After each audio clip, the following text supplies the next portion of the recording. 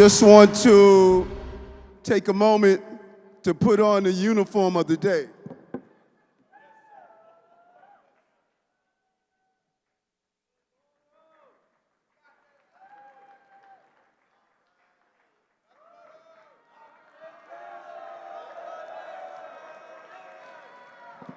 Let me say this to you. Why am I here? And I want to answer 3 questions. Why am I here? Why now? And why Bitcoin? Because we the same.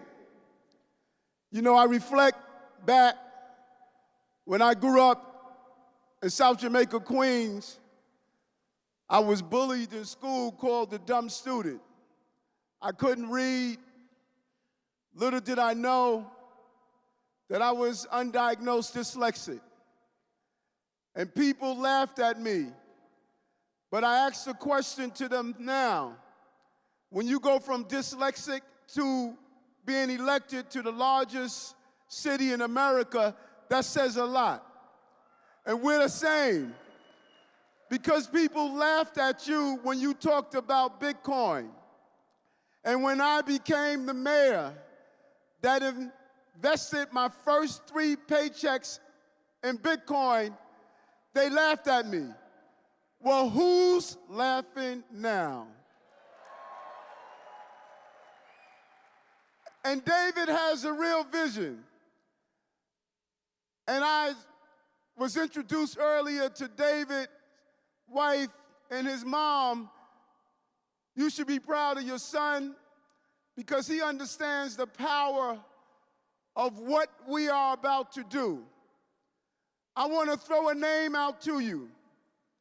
Betsy Ross, 1776, she created our flag.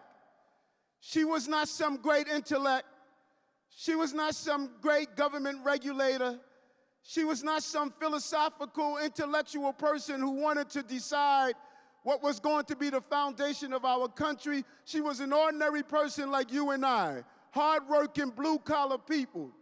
But that flag still stands today. And that is what Bitcoin is about. It is not being led from the intellectual giants that are going to determine how we're going to pay for our goods and services. It's being led by everyday working class people in America. And just as our flags still fly, Bitcoin is going to continue to fly in our country. And New York City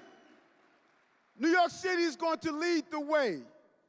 We are going to be the leader because we know the power of innovation and what innovation has to offer. These conferences are crucial. And when we held our summit in New York a few weeks ago, we held it with a clear focus that it is time for you no longer to go through the lawfare that you went through and had to flee our city. New York is the empire state. We don't break empires, we build empires. We're saying to you, come back home. You have a mayor that is the crypto mayor, is the Bitcoin mayor, and I want you back in the city of New York where you won't be attacked and criminalized. Let's get rid of the Bitcoin license and allow us to have the free flow of Bitcoin in our city. But let's go further than that. We have financial instruments for all other bonds. You can have tax-exempt bonds and other bonds. It is time, for the first time in the history of this city, to have a financial instrument that is made for those who are holders of Bitcoin.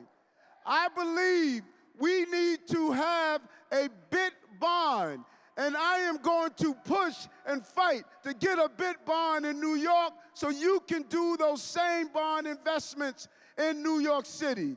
Thinking big and being unafraid of the future is what we want to do. So I say to all of you who are here, summoning, come out of the shadows, come back to the city. You no longer have to be afraid to be part of this major industry that has been attacked, it has been criticized, and it has been denied the opportunity to move forward and grow. We must lead the way. We must be a city and country of innovators and creators, not haters. And even those haters that laughed at us in the beginning, we have to ask in a uniform manner, who's laughing now? Look at how Bitcoin has grown. And we must match what is happening on the national level with what we're doing on the local level. If it grows in New York, it would cascade throughout the entire country.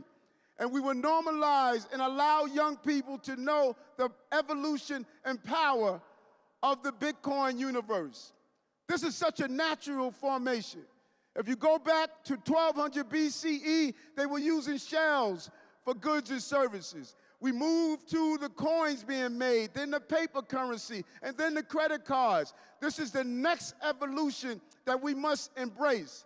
And those who are not willing to embrace it, they need to get the hell out of our way, because we're going to embrace it and we're going to move it forward. But I think in my conclusion, Vice President Vance said something that you should all listen to. We must be part of the political strength in our country. In golf, they say you drive for show, but you putt for dough. Local politics will determine what happens to this industry. So as you leave Las Vegas and go back to your local municipalities, identify the lawmakers who embrace this industry and not want to destroy it. Get engaged in your local politics, not only your national politics. Let your voices be heard. You showed the power of the Bitcoin community. We're going to use Bitcoin and blockchain for our birth certificates. We're going to use Bitcoin to pay off fines and taxes. We're going to allow our young people to understand what it is to be part of this industry. But we need you on the ground. And I thought the message was clear. Go on the ground and show the power. Because if you don't show the power to elected officials, they're going to show the power to destroy your industry. You must win. You are the Bessie Ross of the day. It's everyday people that make this country what it is.